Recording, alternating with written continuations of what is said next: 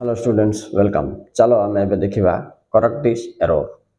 केतरा rules मु तुमको बतेबी टिके टिके करी तुम एमती शिख परीक्षा भितर तुम सब कवर हो ओके स्टूडेंट्स रेडी स्टार्ट ना। अच्छा जो मैंने चैनल को नुआ आस चैनल टी सब्सक्राइब करनी पिला माने ओके रेडी। अच्छा देखो पिला माने एक नंबर क्वेश्चन रे the students are hating you कौन भूल अच्छी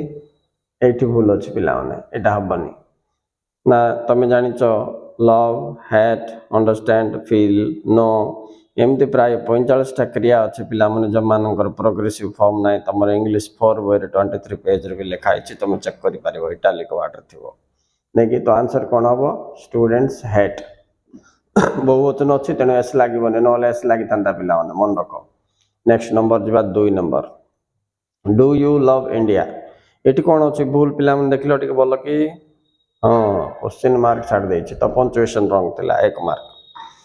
से परीक्षा हेले पैराग्राफ भितर ही सेड कि कौन कही इनवर्टेड कमा भितर एमती देदेव पिला।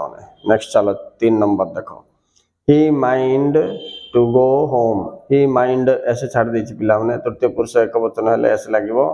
माइंड पर टू गो भूल पिला वर्ब आईएनजी हम भी प्लस आईएनजी तो he minds going to home okay.